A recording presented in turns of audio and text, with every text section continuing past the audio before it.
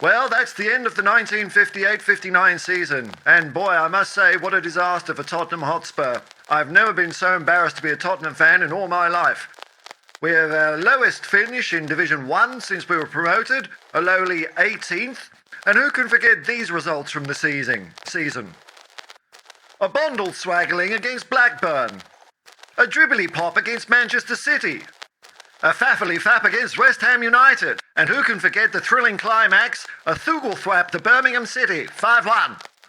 Now, questions will be asked about this season. And for me, it all starts at the top.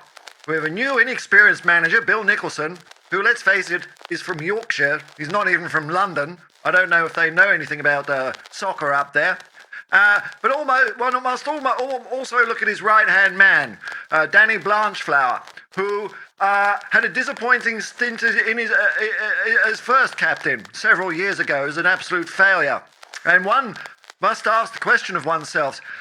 He is from Ireland, and I wonder if someone can carry the troops on the pitch when the other teammates can barely understand what you're saying. After all, it has been scientifically proven that Irish people...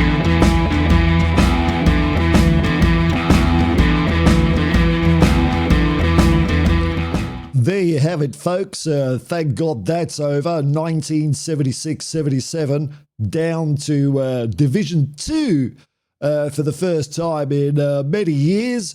The fault lies with none other than Keith Birkinshaw.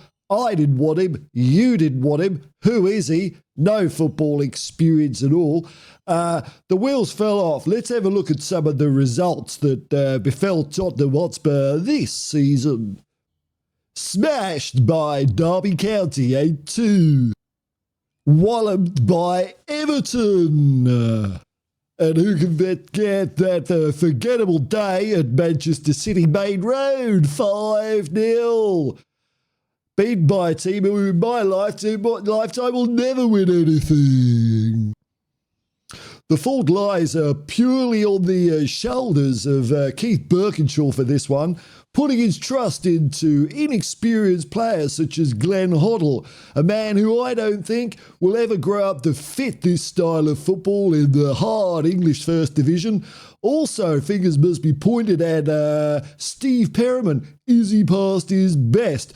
Surely he should be carrying us to better results than we've seen this season.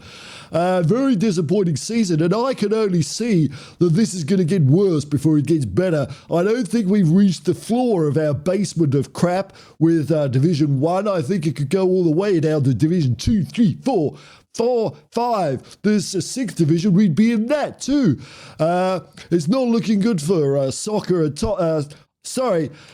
Our Prime Minister, Jim Callaghan, Comrade Callaghan, who hasn't emptied my bins for 2 months, insists that now we call this football. Well, in my book, that sounds a bit foreign to me. There's enough gone wrong in this country, and I don't know.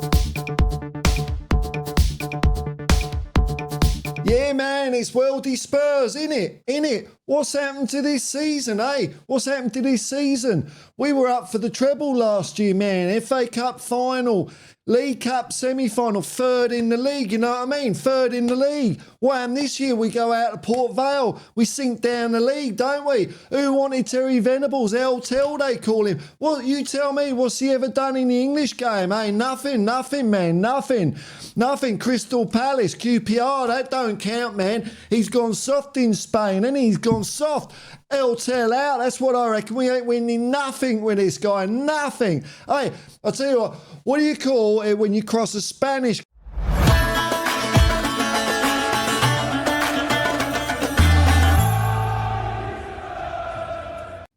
Oh, what a dystopian nightmare. Hello, Spurs fans. It's Paul Hotspur Hippie here, the only psychedelic soccer show on the internet. And let's get all back to normal now. I'm just trying to make a point, you know, there have been bad times in the past, and sometimes it's always darkest before the dawn, before the sun creeps around the curve of the earth and spreads its lovely glow on everyone.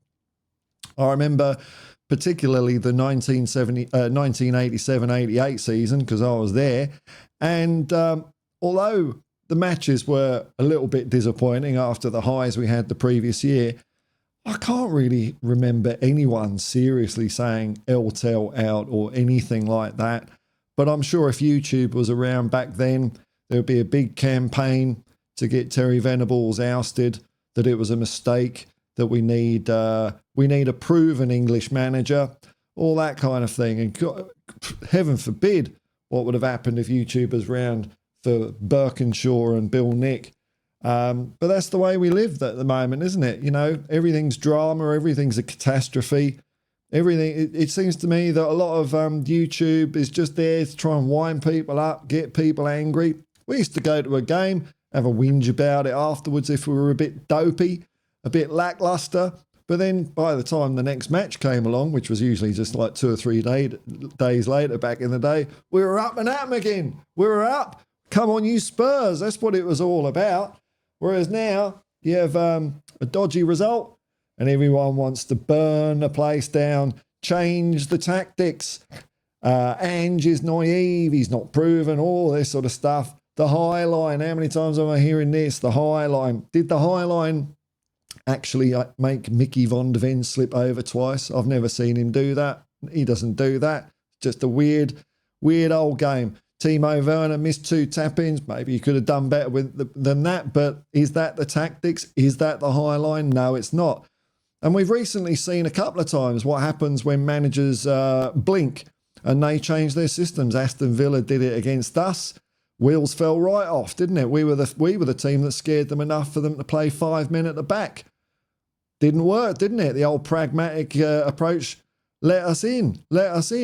And just in the last few days, Arsenal fans are going apoplectic over their loss to Aston Villa. Arteta out. Why did Arteta change? This is what happens when you change your football philosophy.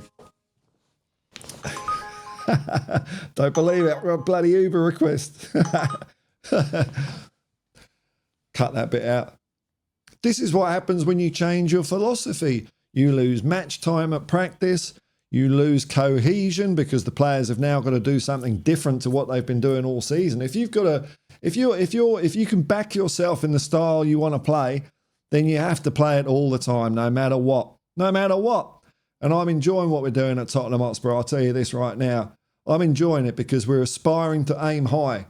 And like Bill Nicholson said, you aim high, you might fail, but it's better to aim high and fail doing that than, take the ball to the corner flag, play 5 men at the back, try and win 1-0. We did actually win a few games under Conte and Mourinho. Was I as satisfied as even the 4-1 loss against Chelsea? No way was I. So, we've got a little bit of a break before Arsenal. I've got over the loss. It was just one of them weird old things. I liked Ange's calm demeanour in the press conference afterwards. No panic, no nothing. We don't have to have a garage sale or whatever you call it, a fire sale, not garage sale. We're just going to keep on doing what we're doing, and that's it. And Arsenal are going to have to deal with us. We're not going to faff around changing like Eric Dyer wants us to do, because Eric Dyer says we don't learn tactics. And now that meme has spread around. Oh, Ange doesn't do tactics. I mean, come on. You're taking the word of Eric Dyer. What Ange is doing is making us play our style of football. And as Danny Blanchflower would say, he was interviewed before a game once. What's your plan? What are you going to do this game, Danny? And he said, haven't a clue. But if we don't know what we're going to do, the other team haven't got a chance. That's the Tottenham way, man. It's about glory. Don't forget the game was about glory.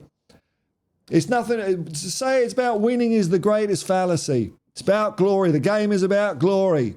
It's about going about your business with a style and with a flourish. It's about going out there and beating the other lot and not waiting for them to die of boredom. That is the Tottenham way. That's what Ange Postecoglou is trying to bring back and instill in our players. And we got to be patient. That's what I am. I'm looking forward to the reaction when we go out and smash Arsenal. Then you'll be all the headlines on YouTube. We've got our Tottenham back. Oh, this and that and this and that. It's just flip-flop. There's so many people out there that just seem to be more rubbing their hands and animated when we lose. And I think that's a bit of a shame, bit of a shame. I want to get behind the boys. Give me any chance, I'll do it. I just want to watch football, have a bit of a smile and a giggle. And if we're approaching the game in the right way and trying to do that, that's enough for me, Success comes as a byproduct of doing that properly, not chasing success by doing the 1-0, 0-0, rubbish. So onwards to Arsenal. Come on, you Spurs. And peace and love, man. Peace and love.